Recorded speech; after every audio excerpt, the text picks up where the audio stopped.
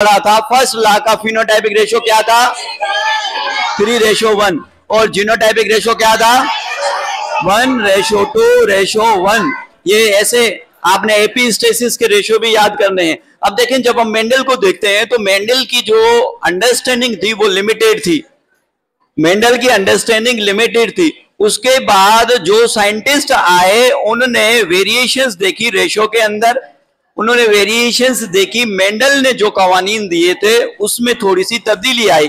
तो जब हम मेंडल से हट के रेशियो को देखते हैं और मेंडल की अंडरस्टैंडिंग से हम हट के देखते हैं तो उस जेनेटिक को हम नॉन मेंडेलियन जेनेटिक कहते हैं। क्या कहते हैं? नॉन मेंडेलियन जेनेटिक कहते हैं। नॉन मेंडेलियन जेनेटिक के अंदर आपको डोमिनेंसी का कॉन्सेप्ट नजर नहीं आएगा। नॉन मेंडेलियन जेनेटिक के अंदर हम इनकम्प्लीट डोमिनेंसी पढ़ेंगे, कोडोमिनेंसी पढ़ेंगे और मल्टीपल अलील्स को हम पढ़ेंगे। मल्टीपल अलील्स को हम पढ़ेंगे जो कि मुख्तलिफ है, वेरीड करता है जेनेटिक की, जो मेंडल की जो जेनेटिक है उससे।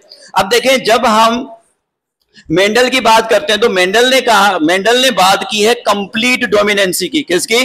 कंप्लीट डोमिनेंसी की। मेंडल ने कहा है कि एक जीन है उसके दो अल्टरनेटिव फॉर्म है। क्या है? एक जीन है उसके दो अल्टरनेटिव फॉर्म है और alternative form of the same gene is called allele. क्या कहेंगे? अलील कहेंगे। Alternative form of same gene is called allele. जैसे कि यहां पे हमें ये कैपिटल टी नजर आ रहा है, ये जीन किसके लिए है? टाल कैरेक्टर के लिए, हाइट टाल के लिए है। इसी अलील की एक दूसरी फॉर्म है, इसी अलील की एक दूसरी फॉर्म है जो कि स्मॉल टी है, जो कि रेस्पॉन्सिबल हाइट के लिए है, मगर हाइट को ये क्या कर देता है? शॉर्ट कर देता है, हाइट को शॉर्ट कर देता है। अब देखें, मेंडल ने कहा कि किसी भी एक फैक्टर को संभालने के लिए, किसी भी एक ट्रेट को संभालने के लिए दो फैक्टर होते हैं। कितने फैक्टर होते हैं? दो फैक्टर होते हैं। और इन फैक्टर के अंदर जो जीन्स हैं उसकी जीन्स की दो अल्टरनेटिव फॉर्म होती हैं और उनको हम कहते हैं क्या? अलील कहते हैं।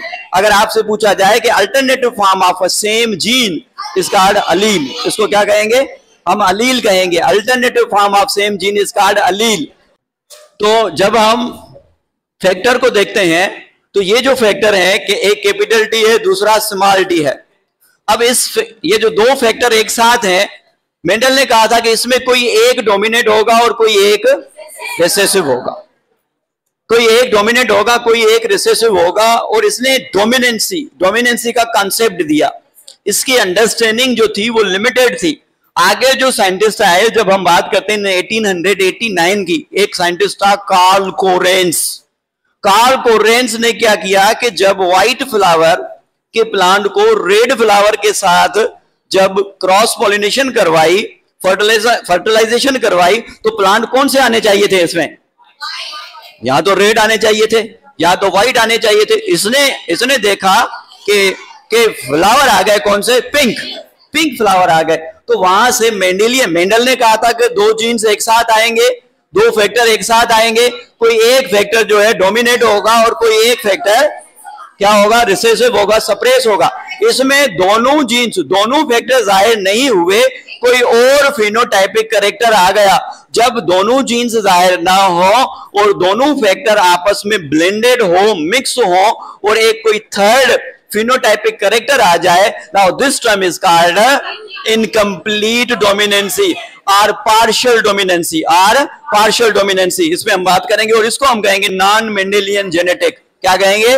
Non Mendelian genetic. जो मेंडल की जेनेटिक थी उसके मुताबिक नहीं था। मेंडल की जेनेटिक के मुताबिक कोई एक फैक्टर डोमिनेट होना चाहिए था, मगर इसमें नहीं था। इसको हम कहते हैं नॉन मेंडेलियन जेनेटिक। क्या कहते हैं? Non Mendelian. अच्छा, इससे पहले एक कैप्शन में आपको फिनोटाइपिक दिए हुए हैं मुख्तलिफ नंबर्स के अंदर। पेज नंबर कौन सा है ये देखिएगा,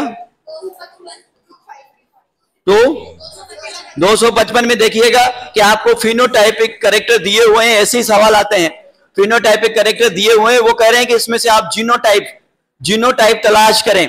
एक मैंने आपको व्हाट्सएप कर दिया है, बाकियों के मैंने आपको जवाब भी व्हाट्सएप कर दिए हैं। उनको आपने घर जाना है, ढूंढना है कि ये जवाब कैसे आया है। ये आपके लिए असाइनमेंट है कल तक के लिए, ठीक है। नॉन मेंडेलियन को देखते हैं। नॉन मेंडेलियन को देख रहे हैं। नॉन मेंडेलियन जेनेटिक को हम देखेंगे। नॉन मेंडेलियन जेनेटिक में हम इनकम्प्लीट डोमिनेंस पढ़ेंगे, को डोमिनेंस पढ़ेंगे और मल्टीपल एलील्स को हम पढ़ेंगे। इसके अंदर हमने, वैसे तो बहुत सारी है मगर हम इसके अंदर क्या पढ़ेंगे, इनकम्प्लीट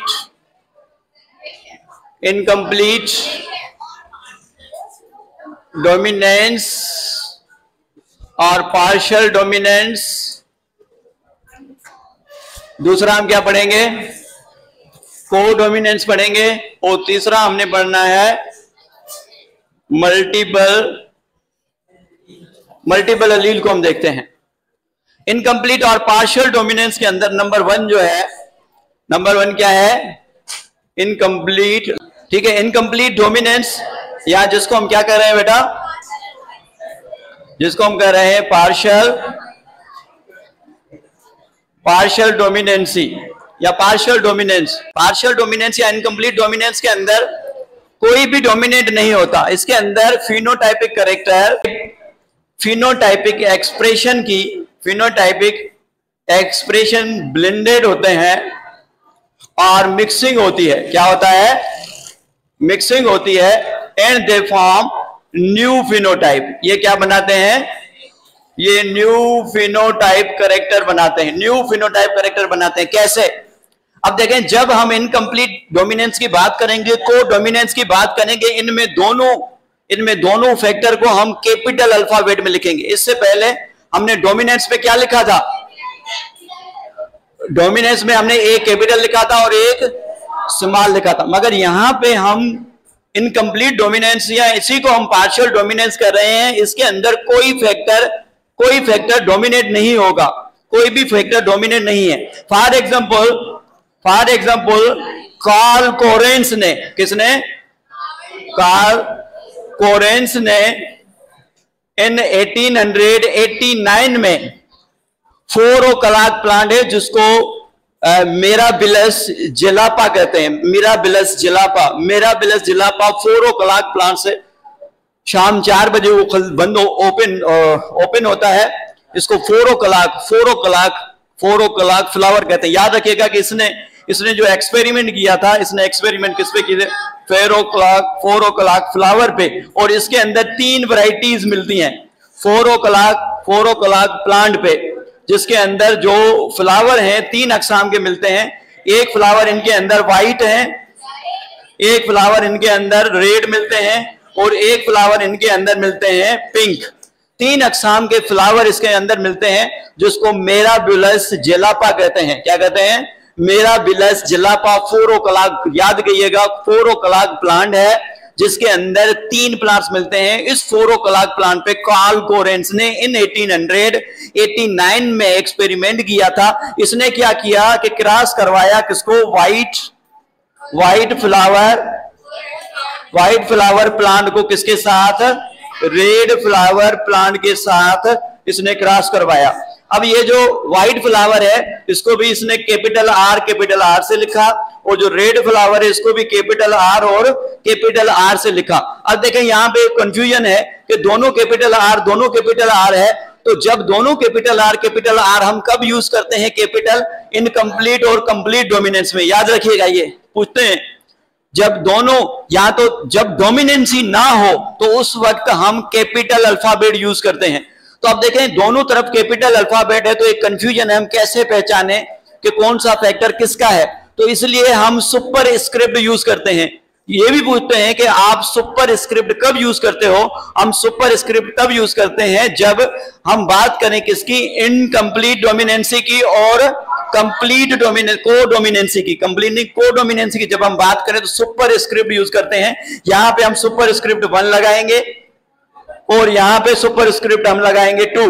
तो R1 किसको शो कर रहा है, व्हाइट फ्लावर को, और R2 किसको शो कर रहा है, रेड फ्लावर को। यहां पे हम अल्फाबेट भी लगा सकते हैं। ये जो ऊपर हम लगा रहे हैं, ये जो नंबरिंग लगा रहे हैं, इसको हम क्या कहेंगे, सबके ऊपर जो हम अल्फाबेट यूज कर रहे हैं। अब इसमें जो गैमीट बनेंगे, कौन कौन से गैमीट बनेंगे, एक ये बनेगा R1, एक गैमीट बनेगा R1, दूसरा भी बनेगा यहां पे R1, और यहां पे बनेगा R2, और यहां पे बनेगा R2। ये 4 अकसाम के गैमेट बन गए। इन गैमेट्स को जब आपस में फ्यूज करवाओगे, ये R1 ये R2 के साथ मिलेगा तो हो जाएगा R1 और R2, ये F1 जनरेशन है। और ये जो R1 है R2 के साथ मिलेगा तो ये भी हो जाएगा R1 और R2। अब ये R1 और R2 आपस में मिक्स हो गए, ब्लेंड हो गए, और इन्होंने बना दिया ये जो प्लांट बना, इसके अंदर जो फ्लावर लगे इनका कलर आया, क्या आया? पिंक। क्या आया? पिंक। पिंक कलर आ गया, ना आया व्हाइट, ना आया रेड। तो यहां पे कोई डोमिनेंसी हुई? डोमिनेंसी हुई नहीं, कोई भी डोमिनेंसी नहीं हुई, बल्कि व्हाइट और रेड ये दोनों फैक्टर आपस में मिक्स हो गए और इनने एक तीसरा फिनोटाइपिक करेक्टर बना दिया। जब दो करेक्टर एक्सप्रेस ना हो, आपस में मिक्स हो, और जब तीसरा करेक्टर बन जाए तो इसको हम क्या कहेंगे? क्या कहेंगे? क्या कहेंगे? Incomplete dominancy. क्या कहेंगे? Incomplete dominancy. या क्या कहेंगे इसको?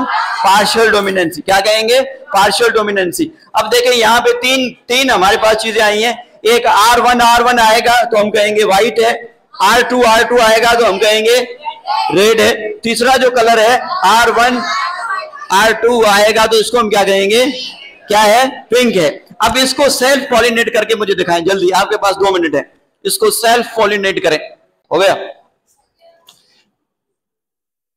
2 पिंक आए हैं, एक रेड आया है, एक व्हाइट आया है, 2 पिंक। हाँ सही है, ठीक है। अब मैं करके दिखाता हूं। देखिए बेटा, हम चेकर बोर्ड, या इसको हम क्या कहते हैं? इसको हम क्या कहते हैं? चेकर बोर्ड को क्या कहते हैं? हम क्या कहते हैं? पुन्नेट स्क्वायर। क्या कहते हैं? पुन्नेट स्क्वायर। पुन्नेट स्क्वायर इसको क्यों कहते हैं? डॉक्टर पुन्नेट स्क्वायर साइंटिस्ट था जिसने ये चेकर बोर्ड डिस्कवर किया था। इसको पुन्नेट स्क्वायर इसलिए कहते हैं। अब एक गैमेट इसमें बनेगा R1, दूसरा इसके अंदर गैमेट बनेगा R2। अगर मेल साइड ये है तो फीमेल साइड में भी R1 और R2। R1 इंटू R1 क्या होगा? R1 into R2 R1 R2 R2 into R1 और R2 इंटू R2 ये जो R1 है, R1 ये कौन सा हुआ? व्हाइट। ये R1 R2 ये कौन सा फ्लावर हुआ? पिंक।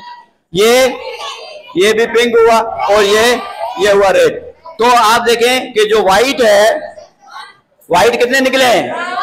1, और रेड 1, और पिंक निकले 2। तो आपने देखा कि जब पिंक पिंक को ये भी पूछते हैं, जब पिंक को जब पिंक की पॉलिनेशन करवाई जाए या पिंक को सेल्फ पॉलिनेटेड करवाया जाए तो उसमें पॉसिबिलिटीज क्या होगी कि उसमें जो है व्हाइट फ्लावर भी आ सकते हैं, उसके अंदर रेड भी आ सकते हैं, और उसके अंदर पिंक भी आ सकते हैं। अब एक प्लांट है, उसके अंदर फ्लावर है ही पिंक, मगर उसमें रेड और व्हाइट कहां से आ रहे हैं? इट मीन्स के इसके अंदर जीन्स थे, मगर वो जीन्स सप्रेस थे। अब नेक्स्ट जनरेशन में F2 जनरेशन में ये जीन एक्सप्रेस हुए हैं। पहले ये जीन एक्सप्रेस नहीं थे।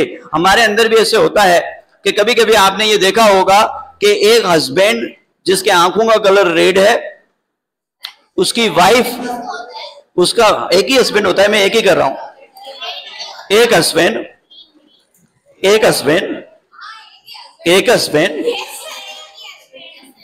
उसकी 3 वाइफ्स, एक बीवी उसकी भी आंखों का कलर रेड है, हस्बैंड के आंखों का कलर भी रेड है, मगर इत्तेफाक से उनके घर बच्चा जो पैदा हुआ उसकी आंखें ब्लू आ गई।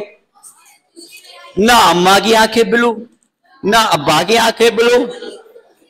तो ये जीन्स उसके खानदान में थे, उसके नाना के यहाँ के होंगे, उनके दादा के यहाँ के होंगे। अब ये जो आंखों के कलर जो हैं वो एक्सप्रेस हुए हैं। तो ये जीन्स कभी कभी एक्सप्रेस होते हैं, कभी कभी एक्सप्रेस नहीं भी होते। ठीक है।